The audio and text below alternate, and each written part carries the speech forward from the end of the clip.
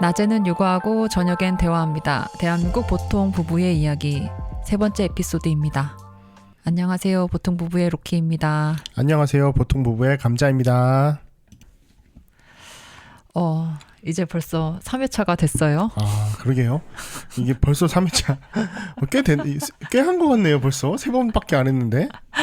그러게요. 근데 제가 이제 보니까 막상 팟캐스트를 제가 다시 한번 들어보니 첫 번째 때는 소리가 좀 작고 두 번째 때는 소리가 또 너무 크고 아직까지 그 편집의 미비함이 조금 있는 것 같은데 그걸 좀 고려해 주시고 이번에는 좀 제대로 스피커 볼륨을 좀 조정을 해서 잘 나오게끔 해보겠습니다. 아니요, 잘하고 있어요. 뭐 저희가 뭐 전문 뭐 이런 기계를 다루는 사람도 아닌데 저는 들어보니까 그래도 스무스하게 목소리도 그래? 잘 들리고 괜찮은 것 같은데요. 이제 저희만 조금 더 이제 실제 대화처럼 실제 대화는 뭐 실제로 녹음하기는 좀 어렵지만 비속어도 많고 해서 어쨌든 좀 자연스럽게 해 나가면 좋을 것 같아요. 네.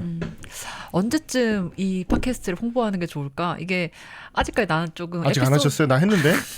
에피소드가 조금 더 쌓여야 되지 않을까 싶어가지고 아직까지 하진 않았거든. 근데 하긴 해야 되는데 벌써 하셨구나. 아니, 저는 그런 생각이 있어요. 홍보한다고 해서 사람들이 막 좋아요도 눌러주고 하잖아요. 근데 그 중에 몇 명이나 들을까? 저는 그런 생각이 있어요.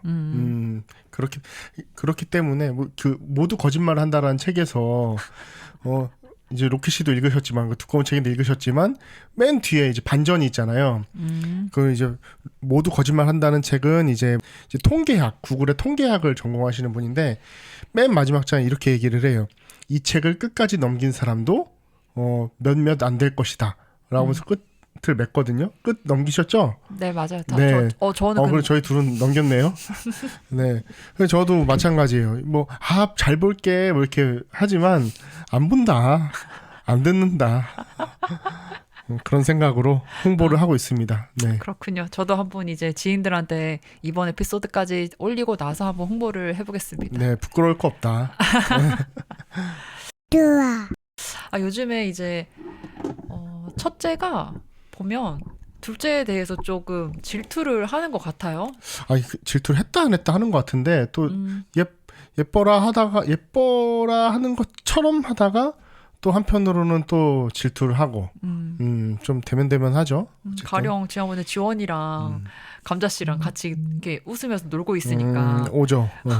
굳이 또 와서 똑같은 거 해달라고 똑같이 무릎에 앉아서 똑같이 웃겨달라고 해가지고 웃지도 않을 건데 막 되게 억지로 웃는 웃음 있잖아. 동생 밀어내고 동생이 웃었던 장면에서 똑같이 그 썩소처럼 웃어주는 그런 게 있죠. 그래서 둘이 친하게 하려고 저는 동생 이제 이제 깐나내기니까 목욕을 하고 나면 이제 혜원아 하고 불러서 일부러 로션 발라주게 하고 뭐 그렇게 하죠.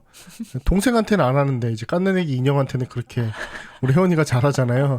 로션 발라주고 또 이렇게 하면 또 스킨십이 쌓이면 친근해지지 않을까 생각을 해봅니다.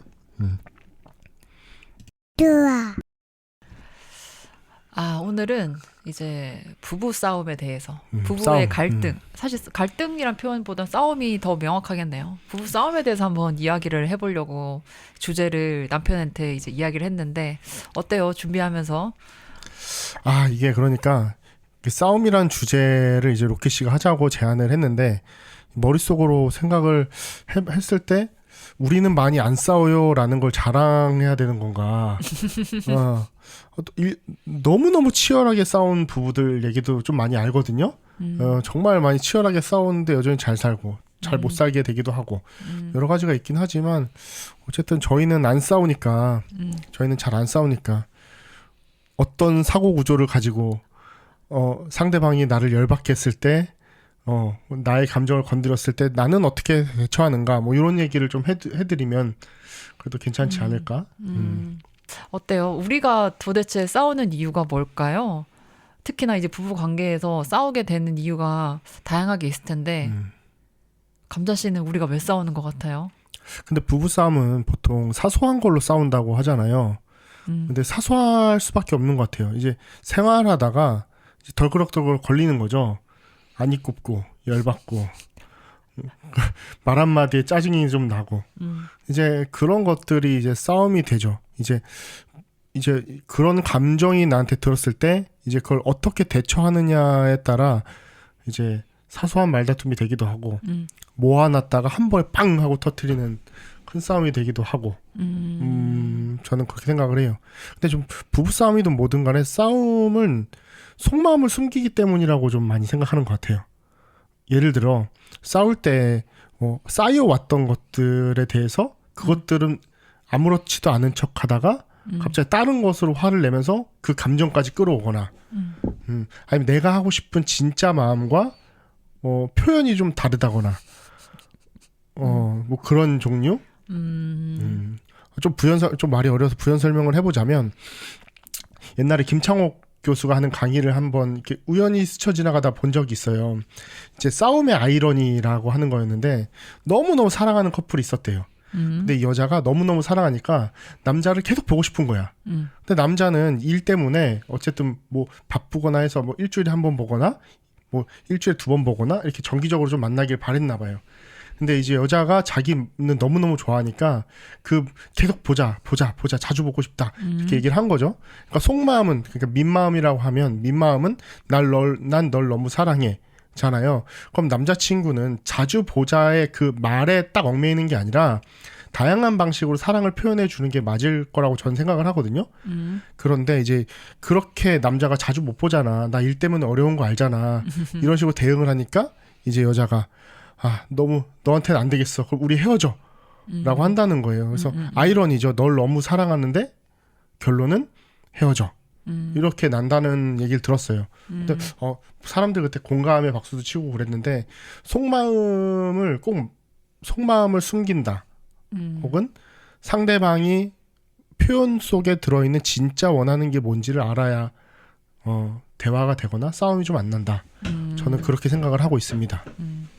제가 한 4, 5년 전인가 이제 싸움의 기술이라는 책을 읽었어요. 어쩌다가 이제 듣던 라디오에서 작가를 모셔다 놓고 이제 뭐 자기 책에 대해서 소개를 하는 내용이었는데 제가 생각보다 싸움을 살면서 별로 안 해봤거든요. 그래서 학창 시절 때 친구랑도 별로 안 해보고 뭐 그렇게 생겼어요. 얻어 터지기만 했을 것 같아. 근데 내가 나는 좀 회피하는 성향인 것 같아. 싸움이라는 것이 좀 나는 불편하다고 느껴지고 내 감정을 솔직하게 뭔가 크게 드러내는 것이 좀 내가 스스로가 좀 부담스럽더라고요. 저도예요. 저도 그러니까 우리가 잘 안 싸우겠죠. 저도 갈등 상황을 안 만들려고 노력하는 편이에요. 갈등 상황이 별로 좋아하지 않아요. 근데 꼭 그렇다기엔 로키 씨는 회사에서 자주 싸우잖아요. 그거는 그런 싸움은 사실 감정 싸움은 아니죠. 일적인 업무적인 싸움이고 이것이 합당한지 안 합당한지 합리적이다 비합리적이다 이걸 우리가 왜 해야 되냐 뭐 이런 것들 이걸 하려면 어떤 것이 필요한데 왜 이런 것밖에 안 해주는가 뭐 그런 것들을 이제 요구하는 것이지 싸운다라고 표현하면 뭐 싸우는 거겠지만 전 두 개가 같다고 느껴지는데 로키 씨가 사회적인 자아랑 분리를 하시는 것 같아요. 그럴 때는 난 합리적인 이야기를 할 수 있는 사람이야. 근데 저랑 얘기할 때 합리적이게 딱딱딱 얘기하지는 않잖아요, 또. 분리를 하는 것 같아요. 여러 가지 인간의 자아가 있으니까. 다시 돌아오자면 그 책은 이제 정은혜라는 미술 치료사가 썼는데 이번에 싸움에 대해서 부부 싸움에 대해서 이야기를 한다고 해서 다시 한번 다시 훑어봤어요. 그래서 그 책에서는 이제 왜 싸우는지를 카테고리로 몇 가지를 분류를 했는데 첫 번째가 문화와 문화의 결투, 두 번째는 프레임의 차이, 그리고 우리에게는 텔레파시 능력이 없다. 그러니까 이게 제일 많이 싸우는 부분이 아닐까 싶은데 아까 전에 감자 씨가 이야기한 것도 따지면 속마음을 그대로 드러내지 않고 그 민마음이라고 하죠 심리학에서는. 가령 그런 거가 있어. 이번에 육아휴직을 하다가 복직을 하고 감자 씨가 육아휴직에 들어왔고 내가 집에 왔을 때 나는 감자 씨가 집에 있으니 그래도 뭐가 어떤 집안일 세탁기를 돌렸다. 세탁기가 오늘 아침에 내가 쌓여있는 세탁물이 엄청 쌓여있는 것을 보았다. 근데 똑같이 그게 그대로 있었을 때 느껴지는 뭐지?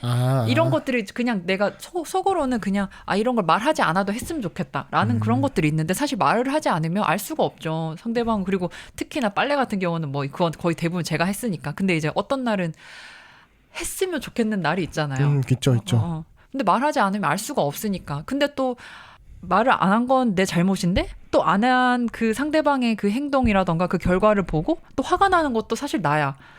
근데 그런 것들 때문에 싸우는 것들도 있을 것 같고. 투사의 딜레마라는 것도 있는데 이거는 이제 싸움을 할 때 예전에 우리 부모님의 모습을 본다던가 자기에게 옛날에 엄청 큰 트라우마를 준 사람들의 모습을 이제 자기 남자친구나 자기 배우자나 대입을 하는 거죠. 대입을 하면서 그걸로 인해서 그냥 이 사람이 어떻게 보면 다 긁혔다고 표현해야 되나? 그런 식으로 살짝만 이렇게 해도 그게 갑자기 옛날 그거랑 이제 겹치게 되면서 더 싸움이 커지고 그런 내용을 저는 뜻하더라고요. 이제 교직에 있었으니까 부모님들이 많이 그래요. 자식이 이렇게 했으면 좋겠다라고 얘기를 하고 자식한테 부탁을 하는데 사실 원하는 건 부모님이에요. 그런 게 다 투사죠. 본인이 하고 싶은 걸 아이한테 이입하는 거죠. 그리고 이제 아라고 말하는데 어를 뜻할 때 가령 싸울 때 말이 안 통한다라고 표현을 하는 경우가 있는데 이때는 이 상대방이 말하는 그 말에 내포된 은유와 상징을 제대로 이해하지 못하는 거라고 하더라고요. 여기서는 김창옥 교수의 내용에서 본 것도 따지면 그래서 이 여자는 자주 만나는 게 이꼴 사랑인 거잖아요. 나의 사랑의 그 크기와 강도와 그런 걸 표현하는 내용이었는데 남자는 그걸 모르니까 그냥 뭐 자기가 안 되는데 계속 이제 이 여자는 요구를 하니까 그것 때문에 결국에 헤어졌다는 거잖아요. 네네. 6번째가 요구와 회피 패턴. 특히나 이제 이거는 남자랑 여자 사이에서 남자들이 대부분 회피하는 쪽이 크고 여자 쪽들이 요구하는 패턴이 강한데 이것이 이제 하나의 패턴으로 굳어져서 싸우는 원인은 중요하지 않아. 이유는 중요하지 않고 이제 그냥 그거 자체. 이 남자가 계속해서 내 말을 안 들어주려고 하고 그냥 나가려고만 하고 그럼 여자는 계속해서 더 요구하게 되고 더 울면서 매달리게 되고 그래서 이것이 패턴으로 고착화가 돼서 싸움을 일으킨다라는 것 하나가 있는 거고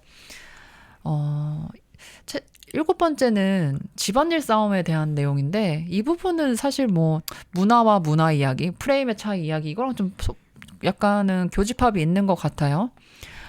내가 중요하게 생각하는 것을 상대방이 중요하게 생각하지 않는 것 때문에 나 싸운다고 생각하거든요. 특히 집안일은. 그런 것도 있는데 상대가 이제 몇 번 얘기를 했을 거잖아요. 진지하게 들어주지 않는다. 라는 생각이 있겠죠. 네. 진지하게 들어주지 않으니까 거기서 서운한 감정이 드는 거겠죠. 어쨌든 싸움이란 거 다 감정이지 사실 어떤 사실이 있고 그 사실에 대한 어떤 생각들이 올라올 테고 그 생각을 하고 나면 이제 열받는다라는 감정이 따라오잖아요. 이게 생각의 패턴, 이게 패턴이잖아요. 네. 어쨌든 뭐 감정이 그런 감정이 들었겠죠. 서운함. 그치 내 말을 제대로 귀담아 듣지 않는 것에 대한 서운함이 그렇겠죠. 큰 거겠죠. 네. 집안일 때문에 싸운다는 것은. 그래서 책의 후반부에서는 이제 어떻게 하면 싸움을 잘 할 수 있는지에 대한 방법을 소개를 하는데 지혜롭게 싸울 수 있는지. 뭐 그쵸. 그럼 팁들을 이제 소개를 해요. 그래서 어쨌든 결과적으로는 싸움을 통해서 내 자신을 발견해야 한다. 그리고 그것으로 한층 더 성숙해질 것이다. 라는 것이 사실 이 책의 결론이긴 하거든요. 감자 씨랑 이제 우리가 안 한다고는 하지만 부부싸움을 어느 정도 하긴 하고 그것이 이제 이 싸움의 양상으로 저희가 안 나타나는 거지 끊임없이 이제 감정 소비들은 일어나죠. 예, 끊임없이 이제 상대방에 대한 서운함, 뭐 미안함 그리고 계속 어떤 감정들이 일어나는데 그걸 표현하는 방식에 있어서 저희 부부는 좀 공통적인 방법이 이렇게 언성을 높이거나 험한 말을 내뱉거나 하는 방식으로 표현하는 건 아니죠. 네, 혼자 생각하는 방식으로. 네, 저는 이제 뭐 예를 들어 로키 씨한테 서운하거나 화가 났을 때 이제 지난번에 한번 로키 씨한테 얘기한 적이 있지만 내가 왜 화가 났을까? 로키 일단 화라는 게 어떤 순간 서운한 감정이 확 드는데 사실 별거 아니란 말이죠. 어떤 행동에 대해서. 이까지 단어가 나를 화나게 한 건가? 그렇지는 않을 것 같은데 내가 뭔가가 지금 있구나. 이게 화라는 감정까지 오는 데 있어서 나도 모르게 쌓인 뭔가가 있구나. 그래서 저는 제 생각을 헤집어요. 그러다가 이제 정리를 좀 차곡차곡 하고 그러나서 결론을 맺어요. 화를 낼 만한 일인가? 아니면 안 낼 만한 일인가? 그래서 결론을 맺었는데 혼자 꿍한 것 같다라고 하면은 혼자 풀려고 좀 노력을 하는 편이고 근데 이거는 상대가 이런 것 때문에 내가 지금까지 나도 모르게 쌓여온 것들이 있으니까 상대한테 이야기해줘야겠다 라고 하면 이제 각 잡고 어느 날 잠깐 앉아봐요 하고서 이제 얘기를 하죠. 근데 감자 씨가 각 잡고 앉아봐요 이야기 좀 해봅시다라고 한 적은 거의 없는 것 없죠. 같아. 대부분 저 혼자 꽁한 거더라고요. 내가 화가 났어. 상대방 고쳐줘야겠다라고 이렇게 제 머릿속 정리를 하는데 결과적으로 10개 중에 9개는 별것도 아닌데 혼자 꽁했네 인 것 같아요. 그래서 뭐 고쳐줘요라고 얘기하는 건 안 하죠. 요즘에는 근데 바로바로 얘기하는 편이에요. 또 사실 감자 씨도 티가 안 나진 않고 나도 화가 났을 때 티가 티가 안 나요? 나진 않고 서로 우리는 좀 냉한 기운이 느껴지잖아요. 특히 나는 진짜 내가 일부러 냉하려고 티를 내. 내가 화났다. 날 봐라. 사실 이것도 보면 말도 안 했는데 상대방이 알아주기를 바라는 거죠. 아니 뭐 말은 꼭 언어로만 있나요? 뭐 비언어 그치 맞아. 비언어적인 것도 뭐 크죠. 얼마나 많이 저한테 표현을 하시는데요. 쌩쌩 하는 그 찬바람 찬기운. 그러면 이제 갑자기 혼자서 와가지고 혹시 자기가 잘못한 게 있냐면서 이야기를 좀 해달라고. 이야기를 해달라고. 근데 아까 말했다시피 너무 이것들이 사소한 것들이니까 말하기도 애매한 거예요. 그리고 몇 번 이야기를 했는데 상대방이 이거를 계속 뭔가 이제 안 했어. 그러면 계속 또 이야기하는 내가 또 싫은 거고 상대방에 대해서 약간 또 놓는 것도 있는 것 같고 뭐 그런 것도 좀 있는 것 같아요. 그래서 결과적으로 저희가 아까 말했다시피 싸우는 양상이라는 게 화를 내는 거기는 하지만 그 화를 내는 것이 나름 좀 차분하게 서로가 나는 낸다고는 생각해. 눈치를 주게끔은 하지만 그렇죠. 결과적으로는. 그래서 뭐 이게 좋은지 나쁜지는 잘 모르겠는데 현재까지는 그래도 괜찮게 이때까지 부부 생활 한 4년 정도 한 거니까 나름 뭐 잘 사는 게 아닌가 이 정도면. 이제 오늘 주제가 이제 부부 싸움에 대한 거잖아요. 근데 뭐 싸움이라는 것이 어쨌든 부부가 잘 살아가기 위해서 싸우는 거라고 전 생각을 하거든요. 근데 솔직히 막 이거는 저희의 경우인 것 같아요. 막 감정을 쏟아내시는 분들도 있잖아요. 싸움으로. 근데 저는 그런 싸움을 사실 이해하는 편이 아니에요. 그렇게 쏟아내는 건 내가 상대를 뜯어 고쳐야겠다라고 하는 오만. 이건 제 생각입니다. 그 사람들이 다 그렇다는 건 아니고. 혹은 상대방 어쨌든 싸움이라는 건 우리 서로 같이 이야기하거나 우리 서로 화를 내거나 해서 내 마음을 알아줘.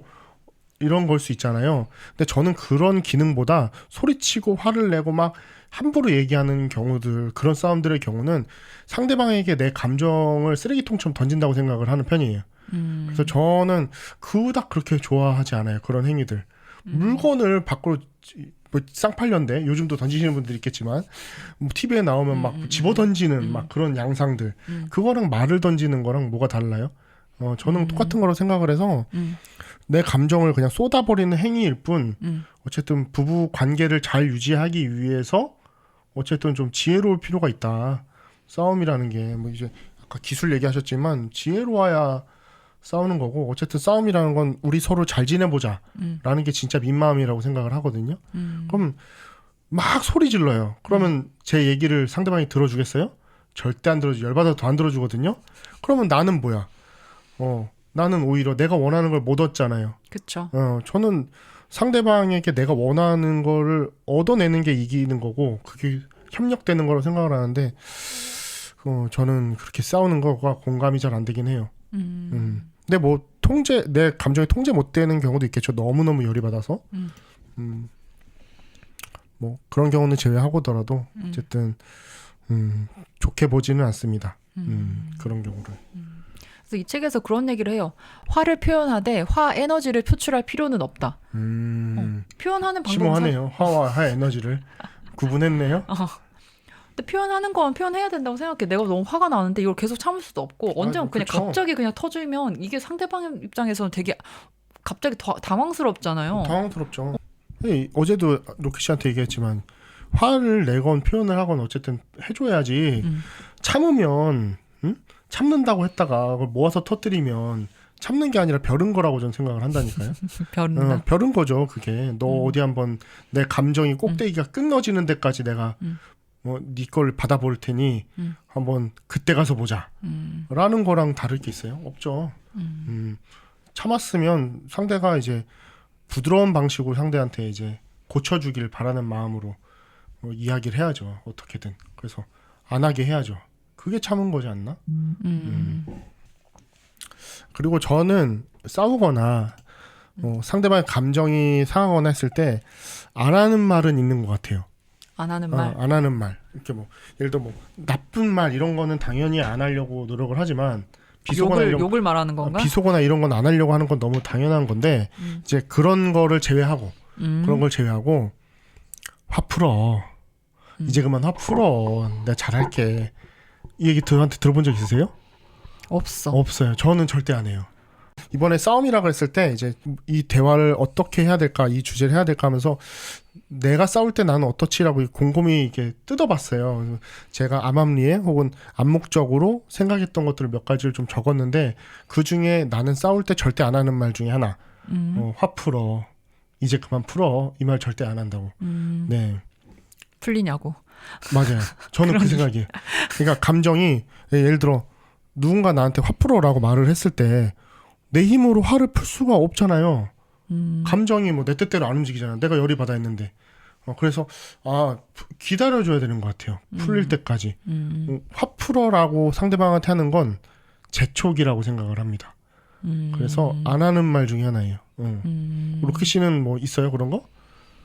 주의하는 거? 이런 자잘한 게 신념이죠. 남자 잘 만났어요.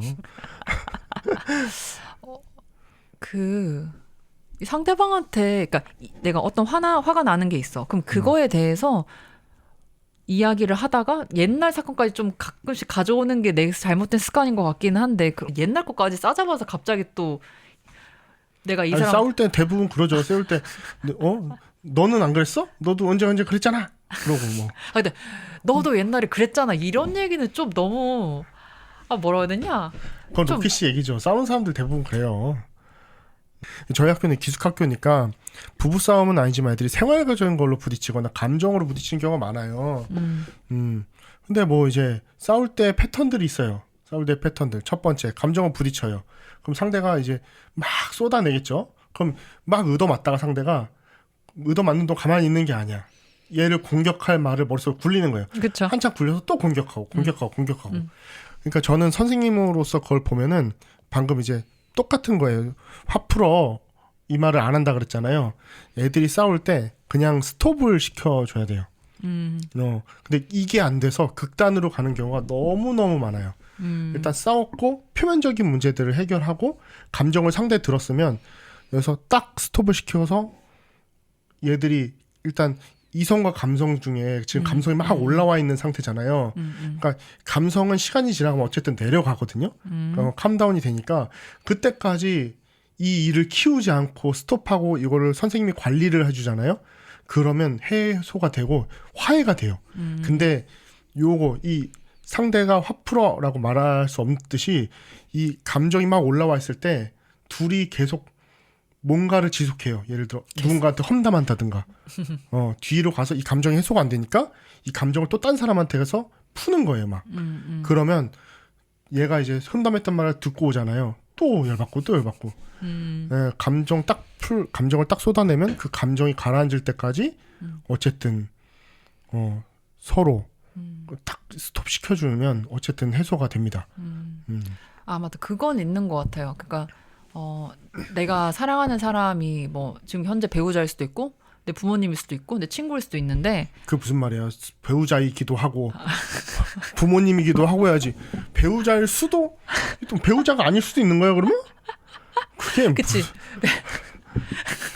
그래 맞아. 열받네. 싸울래? 지금?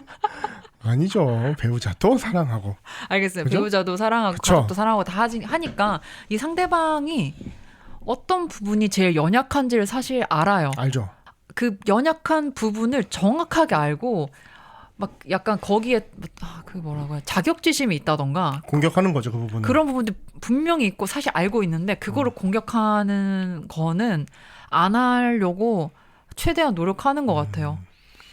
그건 뭐 당연한 거 아니에요? 그건 이 성격 파탄자 아니야? 뭐 대부분 그렇긴 하지만 싸울 때는 이제 상대가 아까 제기했잖아요. 감정 쓰레기통으로 상대를 여긴다고. 어쨌든 내 감정을 쏟아버리기 위해서 상대한테 막 얘기하는 건데 상대의 약점을 물어뜯는 것도 똑같은 거죠. 상대가 정치 얘기를 하면 안 되는데 어쨌든 상대를 열받게 하는 게 나에게 반사이익이 되는 그 싸움이 그쪽까지 가면 안 되죠. 어쨌든 지혜롭게 하려면 부부가 서로 여기 합의를 하고 이런 상황까지 가지 않기 위해 자기 마음을 관리를 해야 되는 것 같아요. 선을 넘지 말아라. 맞아. 그거가 진짜 중요한 것 같아요. 그러니까 보면 이제 이 사람의 인격이라던가 이 사람이 속해 있는 집단을 욕하는 게 생각보다 진짜 너무나 진짜 엄청난 공격 포인트가 되고 그걸 공격하는 순간 진짜 엄청난 모욕을 느끼기 때문에 내가 생각해서 그래요. 나는 그 사람 인격, 집단 그런 것들을 싸잡아서 욕하는 거는 지양해야 하죠. 그런 것들은 좀 주의하고 계신다 이 말이죠. 그렇죠. 나름대로는 노력하는데 잘 되고 있는 걸까? 제가 그 예전에 그게 알랭드 보통의 책이었나 아니면 강연이었나 뭐 기억은 잘 안 나요. 에세이였나? 이제 알랭드 보통이 그 얘기를 하는 거예요. 그 커플이 서로 앉아서 자기가 얼마나 미친 사람인지를 페이퍼, 그러니까 종이에다가 줄줄 적는 거예요. 나는 이런 것들에 대해서 민감하고 이런 것들에 더 신경을 쓰고 그런 부분들이 사람들마다 조금씩은 다 있을 텐데 연애를 할 때는 그리고 부부관계를 이어갈 때는 그런 것들을 한번 적어서 교환을 한번 해봐야 된다는 식으로 얘기를 하더라고. 내가 얼마나 미친 사람인지를 우선은 알려줘야 된다는 거야. 미쳤다는 게 실제로 매드라는 것보다는 내가 어떤 사람인지를 좀 디테일하게 보여주는 작업이 한 번은 필요하지 않나. 난 어떤 걸 좋아해, 난 어떤 걸 싫어해, 뭐 이런 거 공개하자는 얘기잖아요. 서로. 그렇게 해야지 뭔가 조심할 부분도 생기고 더 신경을 써줘야 되는 부분도 생기는 거고 그렇지 않을까. 그래서 이 커플들 간에 대화가 사실 따지면 제일 중요한 게 아닌가. 갑자기 근데 그건 이런 너무 내용. 좀 비인간적인 것 같아요. 어떤 게? 아니 그 뭐 알려주는 건 알려줄 수는 있죠. 그렇게 얘기해줄 수 있는데 이게 관계라는 게 서로의 깊은 관계로 갈수록 부부가 관계로 갈수록 이제 자아가 서로 넘나들잖아요. 이제 뭐 우린 딱 달라붙어 사니까 어쨌든 그럼 넘나들 수 있어야 되는데 선을 딱 긋고 애초부터 조심해야 될 것들 뭐 물론 너무너무 싫어하는 걸 건들면 안 되겠지만 그건 알아차리게 되지 않나? 뭐 알아차리게 되겠죠. 관심이 있고 주의를 기울인다면 그리고 부부라고 하면 상대가 내가 너무 싫어하는 부분을 혹시나 넘나들더라도 참아줄 수 있는 아량이 있어야 되는 거 아닌가요? 남한테 하듯이 남과 똑같은 관계라고 생각을 해야 되나요? 저는 그렇게 생각하진 않아요. 그런가. 근데 뭐 요즘 그런 말도 있어. 공감하는 것도 지능이라고. 그 소설 있잖아요, 아몬드. 그게 지능과 관련한 이야기인가? 그거는 근데 지능이죠. 그것도 일종의 지능이죠. 뇌의 문제니까. 아몬드라는 소설도 그치, 공감이나 상대방의 어떤 감정을 읽는데 굉장히 한쪽 부분이 결여된 아이인 거예요. 그 아이에게 공감하는 방법, 어떻게 말해야 되는지, 상대방이 이렇게 했을 때는 상대방이 뭐 나한테 뭘 했을 때는 고맙습니다라고 말하는 거야. 이렇게 하나씩 가르쳐서 공감이라는 감정의 영역을 그냥 인지적으로 뱉게끔 가르치는 그런 소설이니까 어쨌든 뭐 공감도 해본 사람이 하는 거고 너 T야? 뭐 이런 거 있잖아요. 너 T야? 그런 것처럼 뭐 저는 F고 저 엄청 지금 차분하게 얘기했지만 사실 로키 씨도 F, 저도 F 아니겠어요? 그렇죠. 네. 그렇죠. 찐 F입니다. 찐 F. 네. 감정의 노예들이야. 애들 졸업식 할 때마다 펑펑 울었어요. 펑펑 진짜. 아니 맞아. 아니, 졸업식 하러 간다 그러길래 그때 한번 울었다 그러길래 오늘도 가서 우는 거 아니야? 그러니까 왜 우냐고 자기가 그러면서 자기도 오늘 울었다고 막 또 퇴근해서 와가지고는 그렇게 슬퍼요. 애들 졸업하면 그렇게 슬퍼요. 못 보니까. 후련할 것 같은데. 그래? 못 보니까 슬픈가? 이게 교사 이렇게 모르겠어요. 일반 학교 선생님들은 또 다를 수 있는데 저는 이제 대안학교라 애들이랑 막 엄청 깊이 관계하고 지지복고 하잖아요. 매년 애들 졸업할 때 이런 생각을 해요. 나는 익숙한 사람들을 떠나보내고 낯선 사람을 매년 받는구나. 어쨌든 그 낯선 애들이 익숙해지기까지의 과정을 교사는 또 겪어내야 되거든요. 교사가 아니라 한 인간으로서 나도 어색한 거 똑같거든요. 그렇죠. 그러니까 익숙한 아이 떠나보낼 때는 되게 슬퍼요. 또 놀러 올게요. 애들 이렇게 하는데 안 오거든요. 연락도 잘 안 와요. 이렇게 한두 명씩 오긴 하는데 어쨌든 그 관계가 아쉬워서 그 눈물이 나더라고요. 청승이라고 생각을 합니다. 나이 한 살 한 살 먹어갈수록. 젊은 때는 더 울었는데 조금씩 먹어가니까 좀 덜 울더라고요. 그렇습니다. 딴 얘기로 했는데 어쨌든 저는 싸움은 관계라고 생각을 하기 때문에 관계 얘기가 자꾸 같이 섞이는 것 같아요. 관계를 해소하는 방법 중에 하나잖아요. 싸움이라는 게. 또 갖고 있는 생각 중에 하나는 가깝고 소중한 사람일수록 우리는 막대한다.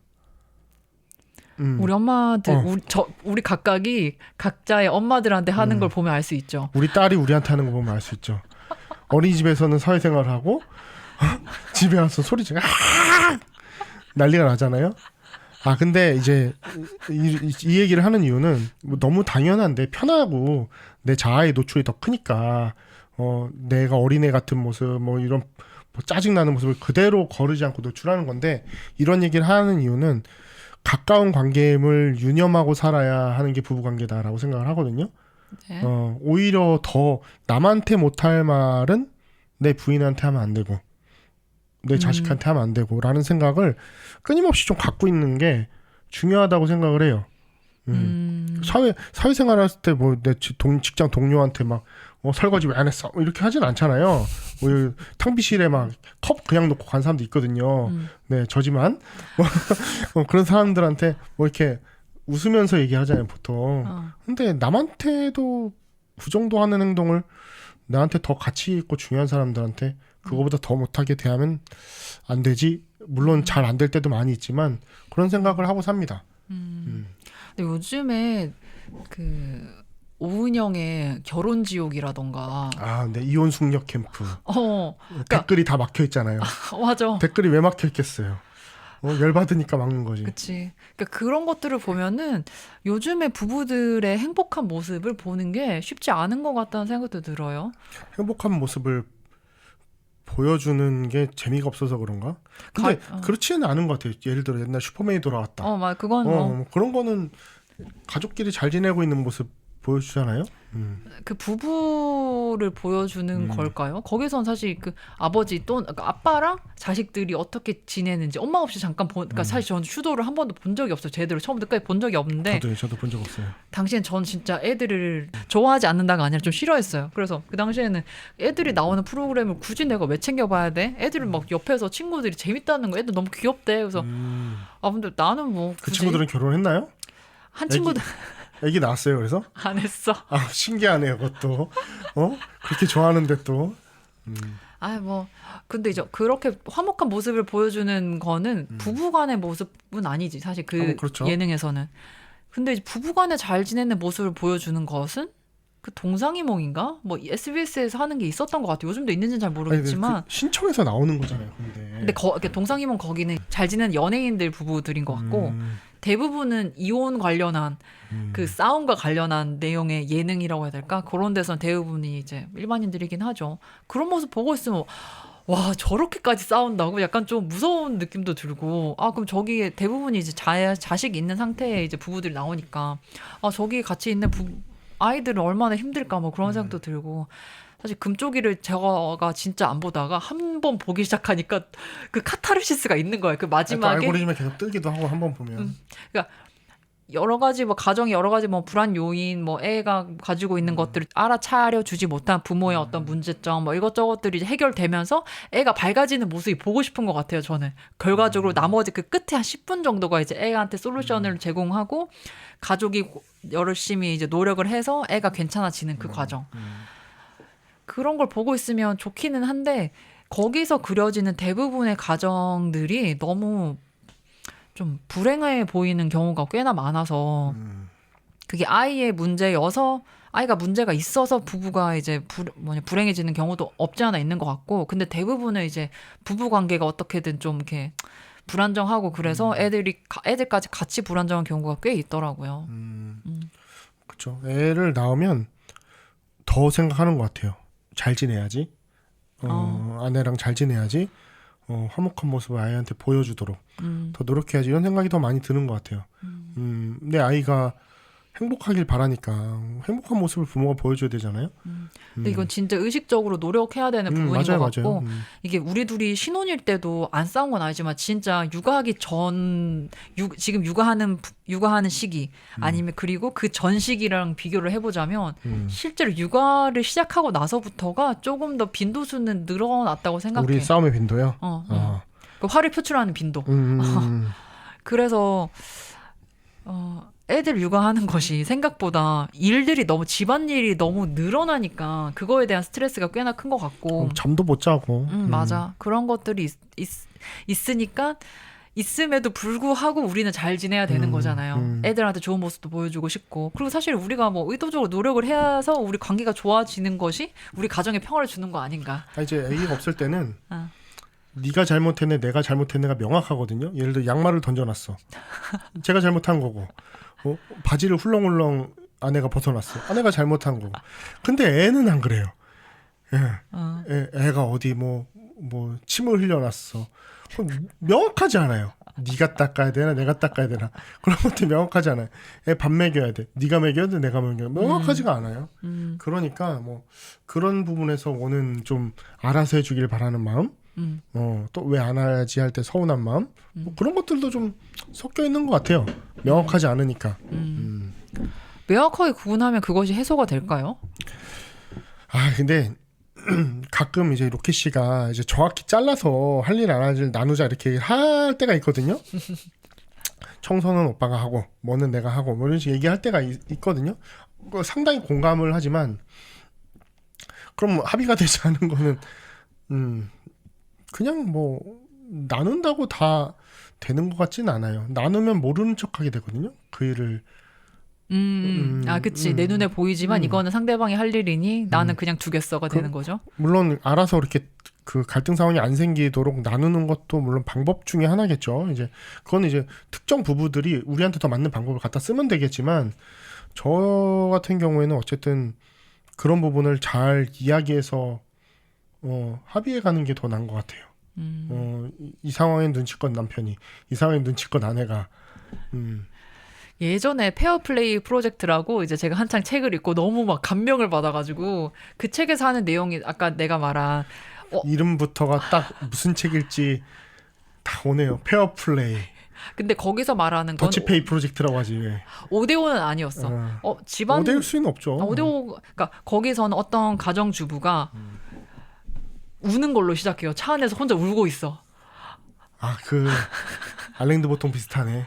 알랭드 보통도 심리학 책인데 마치 소설처럼 쓰는 게 뭐가 있잖아요. 근데 그 저자는 이것도 하고 저것도 하고 맨날 머릿속에선 이거 해야지 저거 해야지 뭘 또 사놔야지 그리고 이번엔 저걸 해야지 애를 픽업해야지 이것저것 진짜 스케줄 꽉꽉 차 있는데 너무 불행하다. 뭘 하려고 하다가 갑자기 무너지는 느낌으로 인해서 혼자 차 안에서 울고 있는 그 장면부터 시작을 해가지고 이제 자기가 왜 이런 느낌을 받게 되었으며 남편은 근데 평화로워 보이는데 똑같이 육아를 같이 하고 있음에도 불구하고 나는 왜 이렇게 불행할까? 거기서부터 시작한 거였거든요. 그래서 그 책의 솔루션은 그거야. 우리가 회사 업무처럼 집안일 나누자는 거예요. 그게 단순히 5대5라는 표현은 아니고 업무를 로테이션을 하긴 하지만 가령 뭐 이번에는 빨래야. 빨래랑 설거지가 있다고 쳐요. 그럼 이번에 빨래는 감자 씨가 내가 설거지를 해. 근데 이 빨래와 설거지의 청소 수준은 서로 합의를 해야 되는 거예요. 이 집안일에 대해서는 사실 어떤 수준까지 하고자 하는 그런 게 사실 서로 다르다고 생각하거든. 저는 이제 그 페어플레이라고 하는 게 이제 일을 나누자처럼 들리지는 않고 그 여자의 감정을 나누자처럼 들렸어요. 그 여자는 남편과 합의가 됐든 안 됐든 성격적으로 많은 짐을 짊어지고 살아가는 것 같아요. 머릿속으로 생각하는 것도 많고. 그럼 이걸 덜어내야 될 텐데 덜어내야 이 여자 마음에 여백이 생기고 평화가 올 텐데 그러면 뚝 하고 아까 신경을 안 쓰는 부분들 너가 이걸 맡아줘 하고서 어떤 부분들을 내 생각 속에서 지워내야 남편은 그런 성격이 아니니까 평화로운 거잖아요. 일을 안 하진 않겠죠 당연히 남편도. 근데 이 여자 마음속에서 그 내가 지워야 되는 업무의 어떤 것들을 뚝뚝뚝뚝 떼어놔야 그래야 그 여자분 마음에 평안이 오는 게 아닐까. 그런 분한테는 업무를 이렇게 그냥 나눠 갖는 게 혹은 내가 혼자 일을 너무 많이 하고 있어라고 생각하는 부부에게 이렇게 그냥 나누는 건 좋은 솔루션이 될 것 같아요. 업무를 나누고 그에 대해서 평가 항목들을 나눠서 서로 그건 합의를 해야겠죠. 평가 수준을 나누는 거지. 그럼 그래서 각자 그 일을 한 다음에 매주 아니면 2주에 한 번씩 서로 리뷰를 하는 거야. 그러고 나서 이제 그 업무들이 가끔씩 로테이션 되기도 하고 뭐 고정적으로 계속 그 일을 하기도 하고. 근데 이제 거기서 그 여자 사례뿐만이 아니라 많은 엄마들이 너무나 불행한 거예요. 집안일 때문에. 아, 그렇죠. 뭐 지금 시대는 좀 이제 안 맞아가는 말이긴 하지만 한때는 이제 집안일이 아내의 몫인 경우가 많았죠. 그래서 거기서 엄마들한테 집안일을 하나하나 다 이렇게 작성해 보라고 해서 그 리스트를 가지고 본인들 카테고리화를 시킨 다음에 이거 나한테 얘기한 적 있네. 그래서 얘기했다니까. 아, 이제 내 말 안 듣니? 아니 적용하려고 했던 것 같아요. 저한테. 당연하지. 하나씩 다 적어보자고. 그 책에서 뭐라 그랬냐면은 이 이야기를 꺼낼 때 남성들이 가끔씩은 도망가려고 할 수가 있다. 그래서 되게 좋은 분위기 있잖아. 가끔씩 이제 둘이서 술을 마신다든가 와인을 마신다든가 그럴 때 그랬던 것 같아요. 술 마실 때 얘기했던 것 같은데 장난 아니네. 그때 이 한번 사람. 넌지시 이야기를 해서 우리 한번 이렇게 해보는 거 어떨까? 괜찮지 않아? 이렇게 한번 이제 제안을 해보라는 식으로 얘기를 했던 것 같아. 거기 가이드로는. 근데 결국엔 뭐 하지 못했죠. 왜 그랬지? 왜 못했지? 결과적으로? 모르겠어요. 그 사례에 부합하는지는 모르겠는데 나 꽤 많이 하는데 집안일을. 안 한다고 얘기하지 않아요. 그러니까 뭔가 이제 아까 전에 감자 씨도 그랬지만 머리에서 뭔가 몇 개를 덜어내고 싶은 거야. 그러니까 나는 머릿속에서 오늘 기저귀가 몇 개 남았지? 기저귀가 만약에 한 팩 남았어. 옛날에 얘기한 적 그러니까 있어요. 그 재고 관리를 계속 해야 되잖아. 집에 올리브유가 떨어졌어. 그러면 감자 씨는 저한테 뭐라고 하죠?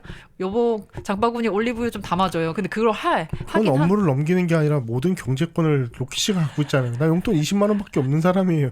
아니 생활비부터 해서 다 갖고 있잖아요. 그래가지고 내가 그저께인가 한번 얘기했잖아. 그 컬리나 홈플러스 어플을 어쨌든 우리가 거기에서 많이 인터넷으로 산다면 거기서 많이 사니 그걸로 내가 로그인을 해주겠다. 감자 씨가 좀 해봐라라고 했잖아요 그때. 그 저는 그 말이 그러니까 그때도 이제 노라고 거절을 했지만 일단 부탁하는 빈도가 현저히 적고. 제가 매일매일 뭐 장바구니 넣어놔라는 것도 내가 장바구니에 넣어놓으라고 하는 건 거의 뭐 일주일에 한 번, 2주일에 한 번 정도지 않나. 맞아요? 맞아. 그러니까 근데 왜 그거를 그러니까 감자 씨가 나 요구하는 게 문제가 아니라 그거를 계속 계산을 해야 된다는 게 문제인 거야. 나는 계란이 떨어졌네. 그럼 나도 계란 사러 가던가 뭘 해야 되던가 계속 그냥 그 생각이 머릿속에 맴도는 거야. 근데 그게 감자 씨는 맴돌지가 않잖아. 맴돌아. 나 계속 맴돌아. 뭐 그런 성격이긴 하죠. 맞다. 오늘 이제 이유식을 내일 단호박을 시작을 해야 되니까 지금 단호박 오늘 사러 가야 돼. 그럼 내가 하원할 때 가야 되나? 아니면 좀 이따가 지원이랑 같이 산책하면서 잠깐 갔다 와야 되나? 그런 생각까지. 로키 씨는 정말 재밌는 사람이에요.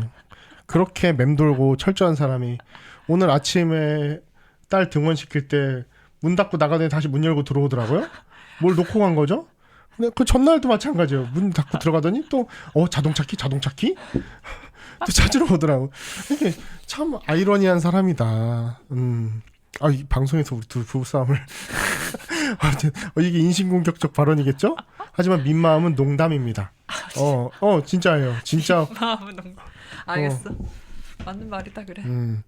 어쨌든 뭐. 그러니까 뭐 우리가 이제 카테고리를 따지자면 아까 전에 이제 싸우는 원인을 찾아봤을 때 집안일 아니면 사실 거의 우리가 싸울 일이 없어. 근데 그거는 그 성격이 그래도 둘이 약간 닮은 구석이 있고 모나지가 않으니까 집안일밖에 안 나오는 것 같아요. 다른 부부들은 뭐 성격 갖고도 많이 싸우죠. 근데 그런 것도 있고 지금 우리가 또 예를 들어 뭐 환경적 속 썩이는 것도 서로 없잖아요. 뭐 제가 도박을 하는 것도 아니고 술 먹고 늦게도 술도 안 먹잖아요 거의. 술 먹는 것도 아니고 막 이렇게 부인이 싫어할 만한 행동을 뭐 그렇게 하지는 않는 것 같아요.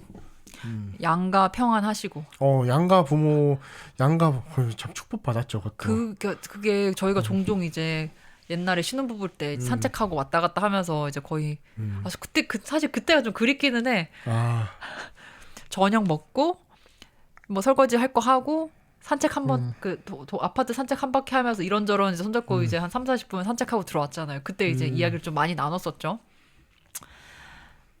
어쨌든 그때 저희가 종종 얘기했죠. 저희가 뭐 전세 아파트로 처음에 시작을 했지만 그때 어쨌든 우리 둘 다 가지고 있는 돈 플러스 전세자금 대출해서 그래도 부모님한테 손 안 벌리지 않고 이제 아파트를 마련을 했고 뭐 어쨌든 전세이긴 했지만 그래도 부모님들의 돈을 건들지 않았다는 것. 그리고 시댁, 우리 친정 모든 부모님들이 아직까지 건강하시고 크게 돈 들어갈 일이 현재 없으시고 본인들의 어떤 삶을 잘 영위하고 계신 것. 축복이라고 생각하거든요. 요즘 시대에. 그것도 그렇고 양가 부모님들이 우리의 맞아. 영역 안으로 들어오지 않으시죠. 맞아. 그게 중요한 것 같아요. 웬만하면 좀 이렇게 우리끼리 잘하게 두시는 것 같고 저희한테 요구하는 게 크게 없으시긴 해요. 뭐 치열한 이제 부부 싸움이 아니라 제가 부모님과의 싸움이 있었기 때문에 뭐 그건 그렇게 된 겁니다. 저도 그래요. 그건 저희 친정집에 내가 저희 아버지가 진짜 저를 엄청 단속시키길 원했거든요. 로키야, 대학교는 그냥 집 근처로 가면 안 되겠니? 그 정도까지였어 우리 집은.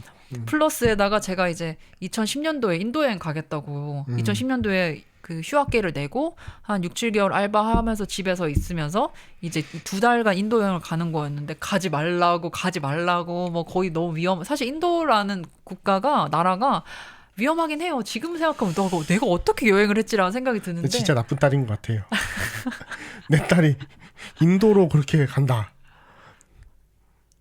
내 눈에 흙을 넣고 가라. 너무 무서울 것 같아. 지금 생각하면 나도 진짜 근데 가끔 깡이 있었고. 로켓 씨가 가끔 그런 것 같아. 내로남불이다. 지금 생각해 보니까 아니 엄청 걱정하잖아요. 맞아. 우리 딸 갖고 뭐 그렇게 해도 되니까 뭐 집 밖으로 뭐 어떻게 할까 엄청 걱정하잖아요. 로켓 씨는 안전에 대해서 많이 걱정하죠. 저는 뭐 그렇게까지 해라고 하는 편이고. 참 나쁜 딸이네 아주. 지금 생각해보면 그러네. 너무 사랑한다고 빨리 전화하세요. 장모님께 빨리 사랑한다고 전화하세요.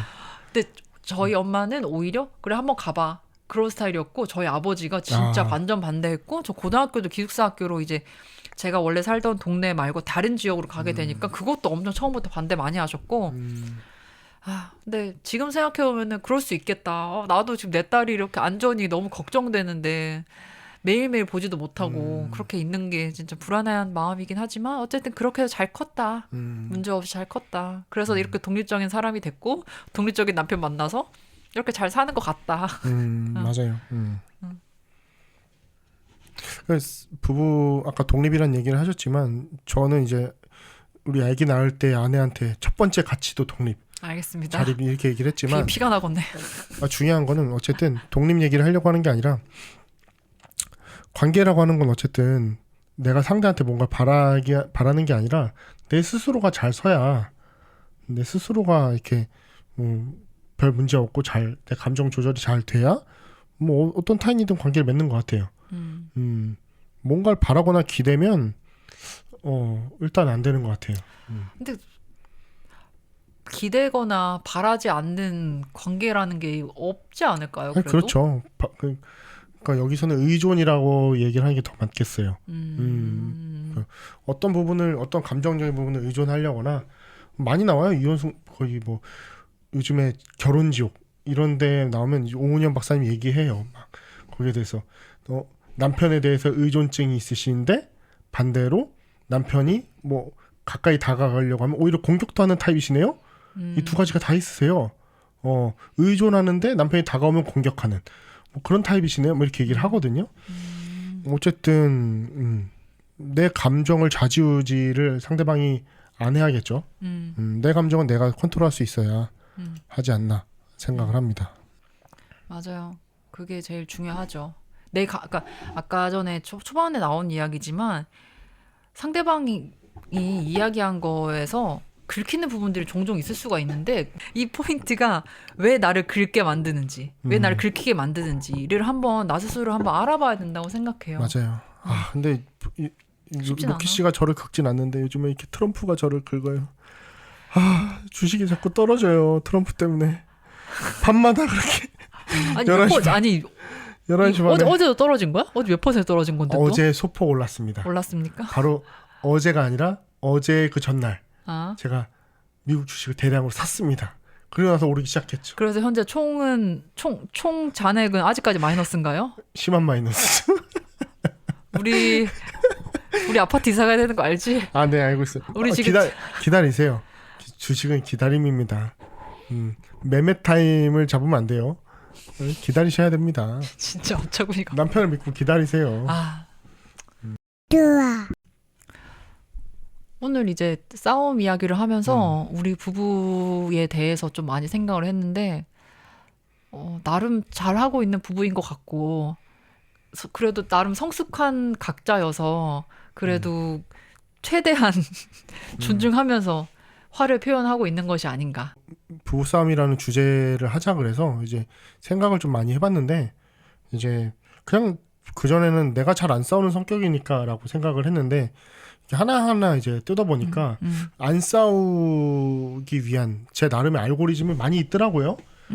이렇게 생각해야 된다는 등 어떤 패턴으로 서운함을 이야기하려고 한다는 등 안 해야 되는 말의 선들도 몇 가지가 제가 있고 그래서 이런 것들을 하나하나 이렇게 뜯어보면서 안 싸우게 되는 내 알고리즘을 들여다보는 게 어쨌든 도움이 좀 됐던 것 같아요. 그런 시간이 좀 좋았던 것 같습니다. 잘 지내야겠죠? 잘 지내야겠죠 보단 제가 잘해야겠죠? 서로 이렇게 좀 그래, 하는 맞아. 게 더 좋을 것 맞습니다. 같습니다. 맞아. 각자가 서로 상대방을 잘하려고 노력을 하면 잘 뭐. 지내는 건 어쨌든 뭐 내 100% 노력이 아니잖아요. 남이 달려있는 거 아니겠어요? 길 가다가 차가 나를 들이받으면 뭐 잘 지낼 수 없잖아요. 알았다고. 잘하겠다고. 그래서 서로 네. 내가 할 것만 잘하자. 알겠습니다. 오늘 우리 보통 부부의 이야기는 여기까지입니다. 그럼 다음 이야기에서 만나요. 안녕. 안녕.